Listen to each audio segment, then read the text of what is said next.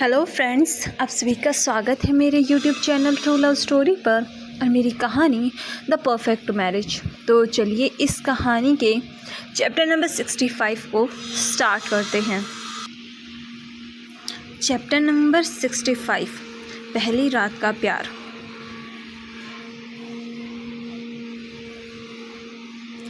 रश्मि को जब महसूस होता है कि त्रिशा कहाँ है, उसे अपने अंदर एक सिरहन महसूस होती है। वो कुछ कहना चाहती थी, करना चाहती थी, लेकिन वो कुछ भी नहीं कर सकती थी। रश्मि धीरे से त्रिशा का नाम लेती है, जिस पर त्रिशा ऊपर उठकर उसकी आंखों में देखती है। जो देखकर त्रिशा उससे अपनी नज़र देखकर रश्मि उससे अपनी नज़रें चुरा कर कहती है, आप ये सब। वहीं उसने बस ऐसा कहा ही था कि त्रिशा ने उसे देखकर उसका हाथ अपने सीने पर रख देती है। वहीं से रश्मि चौंक जाती है और त्रिशा उसे देख कर कहती है, अब मैं पीछे नहीं हट सकती, so don't stop me, okay. जो सुनकर वो फिर से नीचे चली जाती है। वहीं रश्मि को अब ऐसा लग रहा था वो तो गई, तभी उसके मुंह से आह निकल जाती है कि त्रिशा का हाथ उसके सीने पर था। जो महसूस करके रश्मि अपने होठों को काटने लगती है, तभी वो देखती है त्रिशा ऊपर उठकर अपनी शर्ट निकाल देती है। वहीं उसे ऐसे देखकर रश्मि बस देख रही थी। त्रिशा उसे देखकर कहती है, आई लव यू। जो सुनकर रश्मि भी कहती है, आई लव यू टू। और फिर त्रिशा एक चादर उन दोनों पर डाल देती है और फिर त्रिशा अपनी पैंट और बाकी सारी चीज़ों को भी निकाल कर फेंक देती है और रश्मि को किस करने लगती है। रात उनके इस प्यार की, इस मिलन की गवाही बनती है। रश्मि के हाथों की मुट्ठियाँ कस जाती है, वहीं उसकी सांसें जैसे रुक गई हों। उसके मुंह से सिसकियाँ बाहर आ रही थी। वहीं त्रिशा बस उसे देख रही थी। रश्मि की आंखों के कोनों से आंसू बहने लगते हैं जो तकियों को भिगो देते हैं। अब कमरे में बस त्रिशा की तेज सांसें, रश्मि की सिसकियाँ सुनाई दे रही थी।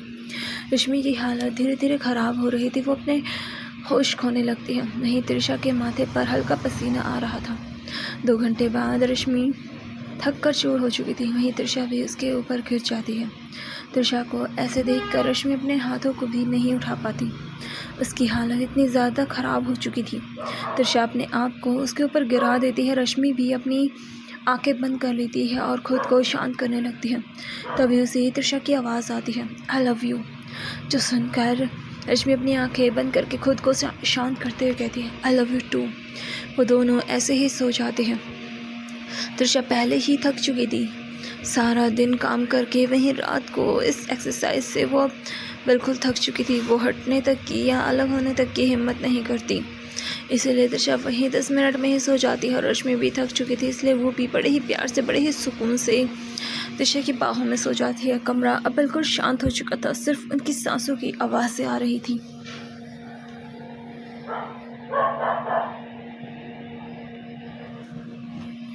सुबह 6 बजे सूरज की किरणें खिड़की से अंदर आ रही थी।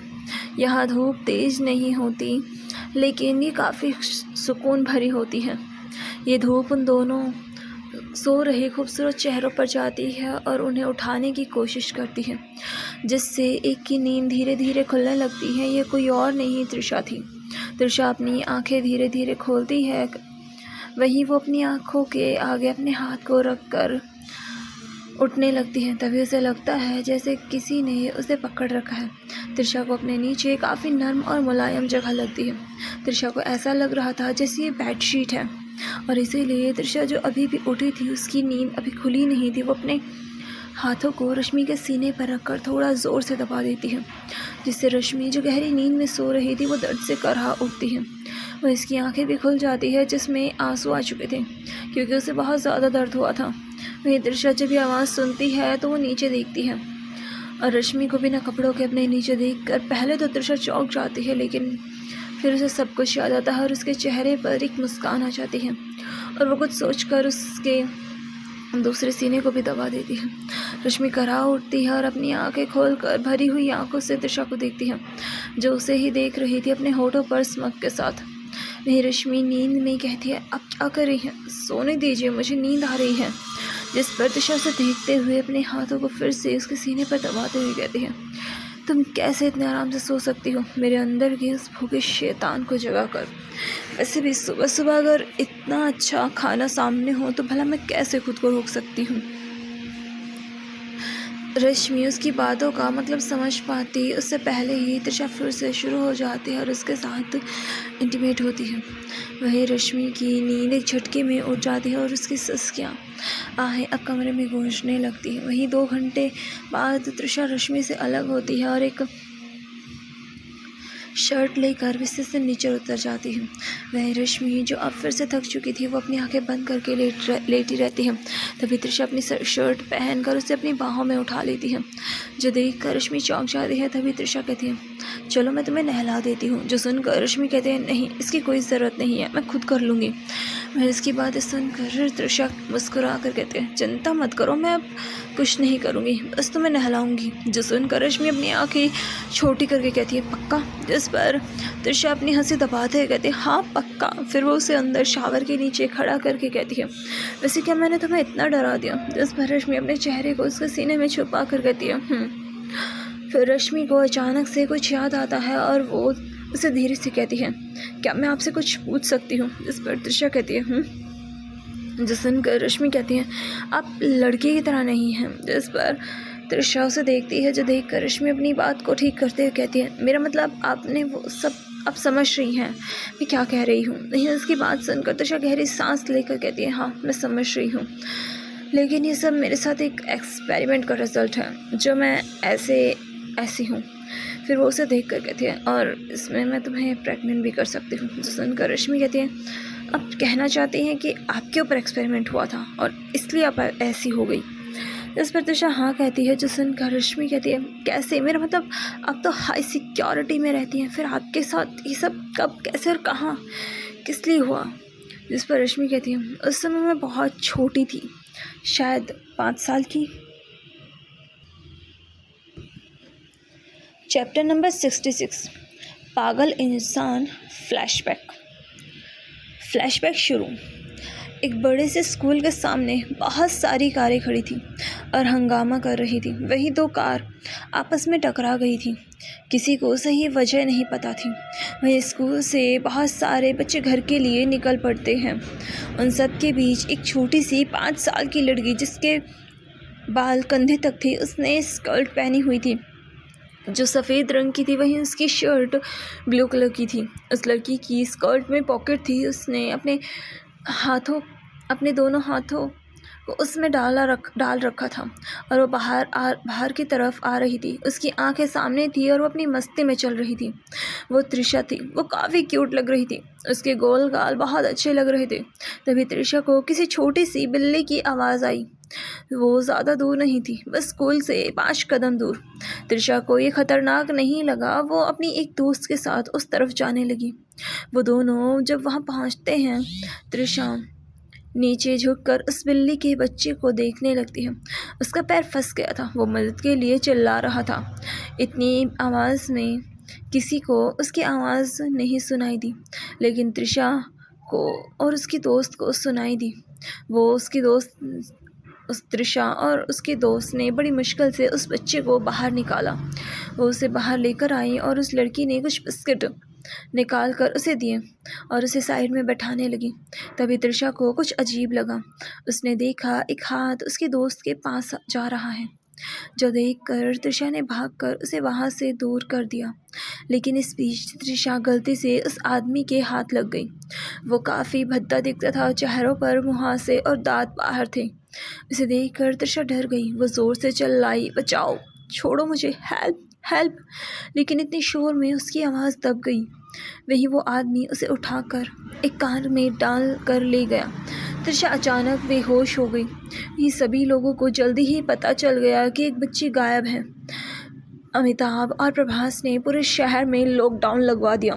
तृषा को पुलिस और बॉडीगार्ड सभी ढूंढ रहे थे, लेकिन उसका कुछ पता नहीं चला। वहीं दूसरी तरफ एक अजीब सी जगह जहां बस दवाइयों की महक आ रही थी, हर जगह गंदगी थी। वहीं एक टेबल पर तृषा लेटी हुई थी। उसके हाथ पैर बंधे हुए थे। वो अभी बेहोश थी। वो आदमी कुछ थैलियों के पर्दे हटाकर बाहर आता है। तृषा को देखकर वो किसी बच्चे की तरह खुश हो रहा था। वो अपने हाथ में लिए इंजेक्शन को हिलाता है और उसे बड़े ही ध्यान से तृषा के हाथ में लगा देता है, जिससे बस तृषा की भौहें इकट्ठी हो जाती हैं। वही वो आदमी तृषा को देख रहा था। वो फिर वही टेबल पर बैठकर बड़े ही ध्यान से तृषा को देख रहा था, उसके खूबसूरत चेहरे को। और फिर वो अपने पास से एक और दवाई की बोतल उठाकर उसमें से कुछ दवाई इंजेक्शन में डालकर तृषा की बॉडी में डाल देता है। वो हर 4 घंटे में ये करता है और ऐसे ही 4 दिन हो जाते हैं। तृषा की आंखें अभी भी बंद थी, उसके दिल की धड़कनें अभी धीमी हो गई थी, उसकी नब्ज़ भी ऐसा लग रहा था जैसे वो सांस ही ना ले रही हो। वो आदमी गुस्से से अपने हाथ को टेबल पर मार कर कहता है, क्या ये भी मर गई? अब मैं क्या करूं? मेरा एक्सपेरिमेंट ख़राब हो गया। वो ये सब कह ही रहा था, तभी वहाँ रखा एक चाकू ज़मीन पर गिर जाता है। लेकिन इतना कूड़ा होने से वो खड़ा रहता है, उस आदमी के पैरों के नीचे वही इंजेक्शन आ जाता है और वो पैर लड़खड़ा कर गिर जाता है। और वहाँ पर कोई नहीं था, इसलिए बिना डॉक्टर के ज़्यादा खून बहने की वजह से वो आदमी वहीं मर जाता है। वहीं तृषा अभी भी बेहोश थी। 2 घंटे बाद अमिताभ और प्रभास दोनों से ढूंढ लेते हैं। ज़मीन पर इतना खून देखकर वो डर जाते हैं, लेकिन जब वो तृषा को सही सलामत देखते हैं तो वो जल्दी से उसे हॉस्पिटल लेकर जाते हैं, जहाँ डॉक्टर उन्हें देखकर परेशान होकर कहता है, सर, इनकी बॉडी में बहुत सारे केमिकल्स डाले गए हैं, इनकी जान पर खतरा है, अगर हमने उन्हें बाहर निकाला तो वो मर सकती हैं। जो सुनकर शिवानी गुस्से से कहती है, तो कुछ और करो, उसे ठीक करो। जो सुनकर डॉक्टर कहते हैं, हम कुछ नहीं कर सकते, अगर ज़बरदस्ती की तो ये मर सकती है। जिस पर अमिताभ कहता है, क्या कुछ और नहीं हो सकता? जिस पर डॉक्टर कहता है, वो अभी तक ज़िंदा है, इसका मतलब उनकी बॉडी फाइट कर रही है, हमें इंतज़ार करना चाहिए, शायद वो बच जाए, लेकिन उसके साथ कुछ और भी हो सकता है। जो सुनकर शिवानी, जो पहले ही दुखी थी, वो रोने लगती है। वहीं अमिताभ उन्हें संभाल रहे थे। ऐसे ही 5 दिन और बीत जाते हैं और 1 हफ्ता उसके बाद तृषा अपनी आंखें खोलती है। वहीं जब डॉक्टर उसे चेक करते हैं तब वो सभी को ये बताते हैं कि तृषा की बॉडी पर इस केमिकल का क्या असर हुआ है। जो सुनकर सभी लोग चौंक जाते हैं। वहीं शिवानी कहती है, डॉक्टर, क्या ऑपरेशन के करके कुछ हो सकता है? आप उसे ठीक कर दीजिए, वो कैसे रहेगी ऐसे? जो सुनकर डॉक्टर कहते हैं, ये केमिकल से हुआ है और अगर हमने इसे ऑपरेशन से निकालने की कोशिश की तो शायद उनके ऊपर और भी ज़्यादा खतरा होगा और अभी उनकी बॉडी काफ़ी ज़्यादा कमज़ोर है, उनकी जान भी जा सकती है, इसलिए मैं यही सलाह दूंगा कि आप उनका ऑपरेशन ना कराएं। जो सुनकर शिवानी रोने लगती है और सब कमरे से बाहर खड़े हो जाते हैं।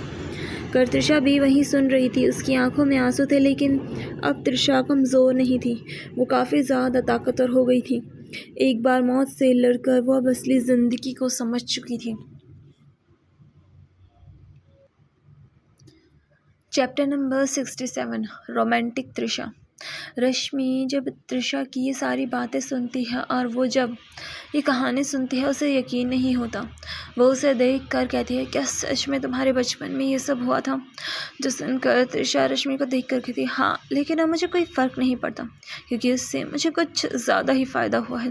जिस पर रश्मि पूछती है, फ़ायदा? कैसा फ़ायदा? जो सुनकर तृषा कहती है, पहले कि इससे मेरा दिमाग काफ़ी तेज़ हो गया है, पहले से भी ज़्यादा, और दूसरा, मेरी जो बॉडी थी वो काफ़ी ज़्यादा स्ट्रॉन्ग हो गई है, मुझे किसी से भी डर नहीं लगता। फिर वो रश्मि की कमर को पकड़कर उसे अपनी तरफ खींच कर कहते हैं, और तीसरा ये कि मैं अपनी वाइफ को बहुत सारा प्यार कर सकती हूँ जैसे वो चाहे, और मैं तुम्हें आप प्रेग्नेंट भी कर सकती हूँ। जो सुनकर रश्मि का चेहरा शर्म से लाल हो जाता है और वो तृषा को देख कर कहते हैं, आप भी ना, कुछ भी। तो सुनकर तृषा मुस्कुरा कर उसे गला लगा लेती है और फिर वो उससे कहती है, तुम्हें पता है मैं तुमसे बहुत प्यार करती हूँ। जो सुनकर रश्मि हाँ कहती है, फिर तृषा मुस्कुरा कर उसे नहलाने लगती है। कुछ देर बाद वो बाथरूम में से बाहर आती है। दोनों ने बाथरोब पहना हुआ था। रश्मि अपने कपड़े लेकर क्लोजेट में चली जाती है। वहीं तृषा भी जाना चाहती थी, लेकिन रश्मि ने उसे आने से पहले उसके कपड़े बाहर निकाल कर खुद अंदर जाकर अपने कपड़े बदलने लग गई। जो देखकर तृषा ने बस गहरी सांस ली, फिर वो अपने कपड़े पहनने लगी। तृषा को ज़्यादा समय नहीं लगा, वो तैयार होकर अपने बाल सुखाकर उन्हें बांध लेती है।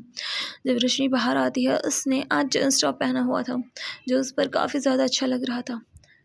वहीं रश्मि अपने बाल बनाकर बांध रही थी। तृषा उसे देख रही थी। रश्मि तैयार होकर कहती है, क्या आप मेरे साथ घूमने चलेंगे? जो सुनकर तृषा कहती है, नहीं, मुझे मेरे ऑफिस का काम करना है, इसलिए मैं नहीं जा पाऊँगी, तुम्हें अकेले ही जाना होगा। जिस पर रश्मि कहती है, मैं ज़्यादा दूर नहीं जाऊँगी, यहीं पास में जाऊँगी। जिसके लिए तृषा हाँ कह देती है। वहीं रश्मि और तृषा दोनों बाहर आ जाती है। रश्मि अलग कार में जाती है और त्रिशा अलग में। त्रिशा रश्मि को अपना कार्ड भी दे देती है। फिर वो वहाँ से अपने काम के लिए चली जाती है। वहीं रश्मि घूमने के लिए बाहर गई थी। उसे इधर उधर घूमते हुए एक फेस्टिवल के बारे में पता चला जहाँ सिर्फ कपल ही जाते हैं, जो सुनकर रश्मि खुश हो जाती है और वो पहले खुद से उसे देखने का सोचती है। लेकिन ये फेस्टिवल रात को शुरू होता है, इसलिए रश्मि रात को आने का सोचती है त्रिशा के साथ। फिर वो वहाँ के आसपास घूमती है। वो जगह काफ़ी अच्छी थी। रश्मि को काफ़ी ज़्यादा मज़ा आ रहा था। उसने वहीं बाहर ही खाना खाया और उसे पता ही नहीं चला कि कब शाम हो गई। जब उसे पता चला कि शाम हो गई, वो अपने घर के लिए निकल पड़ती है, क्योंकि उसे अपनी वाइफ को इस बारे में बताना था।